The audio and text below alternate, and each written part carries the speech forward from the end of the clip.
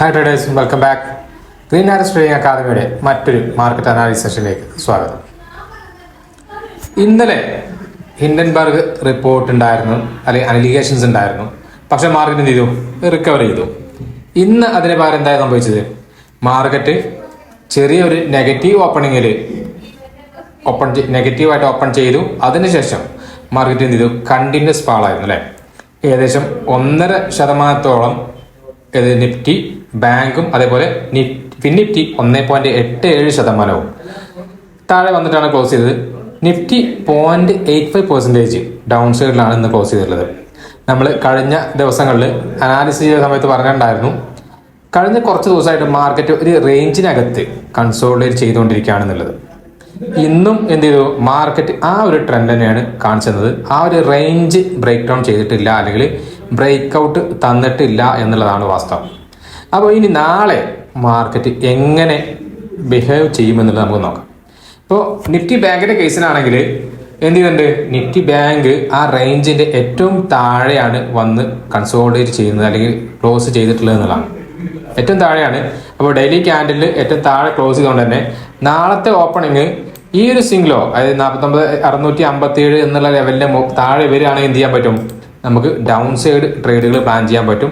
ഇന്നലെ നമ്മൾ പ്ലാൻ ചെയ്തത് ഡേ ഹൈയുടെ മുകളിൽ ഒരു ക്യാൻഡിൽ ക്ലോസ് ചെയ്താൽ മാത്രമാണ് എന്നുള്ളത് നമുക്ക് ട്രേഡിൽ എൻട്രി ഉണ്ട് എന്നുള്ളത് നമ്മൾ പറഞ്ഞിട്ടുണ്ടായിരുന്നു. കറക്റ്റായിട്ട് ഒരു ട്രെൻഡ് ലൈനിൽ സപ്പോർട്ട് എടുത്തിട്ടാണ് മാറി നിൽക്കുന്നത്. 49,667 താഴെ മാർക്കറ്റ് ക്ലോസ് ചെയ്താൽ മാത്രമേ എന്ത് ചെയ്യുന്നുള്ളൂ? നമ്മൾ നെഗറ്റീവായിട്ട് മാർക്കറ്റ് എടുക്കുന്നുള്ളൂ. അങ്ങനെയാണെങ്കിൽ നല്ലൊരു ഫാള് ഞാൻ എക്സ്പെക്ട് ചെയ്യുന്നുണ്ട്.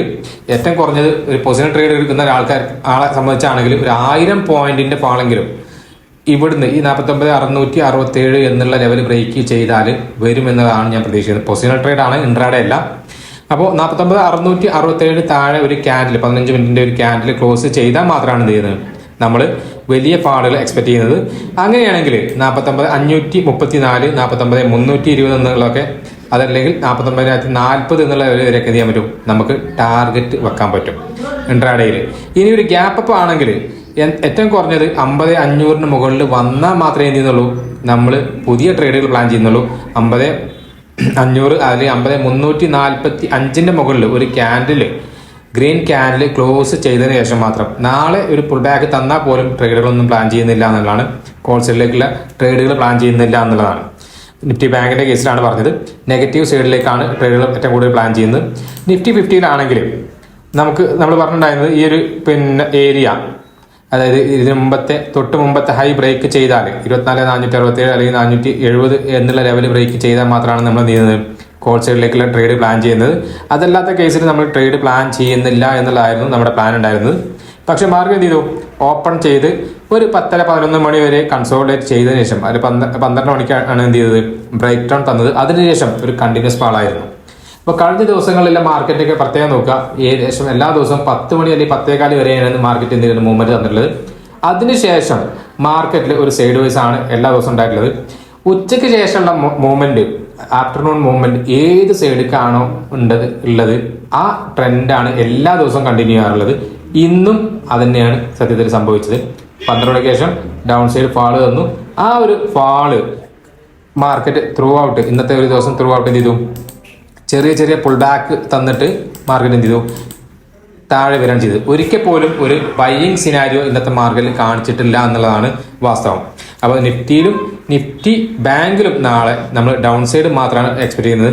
നാളെ നിഫ്റ്റിയിലുള്ള ട്രേഡുകൾ നമ്മൾ ഒഴിവാക്കണം. കാരണം വെച്ചാൽ നിഫ്റ്റി അതിന്റെ സപ്പോർട്ട് സോണിലാണ്, 24,000 എന്ന ലെവലിനടുത്താണ് ട്രേഡ് നിൽക്കുന്നത് എന്നുള്ളതുകൊണ്ട് നിഫ്റ്റി നാളെ അവിടെ ഹോൾഡ് ചെയ്താൽ പോലും നിഫ്റ്റി ബാങ്ക് നാളെ താഴെ വരാനുള്ള സാധ്യത കൂടുതലാണ്.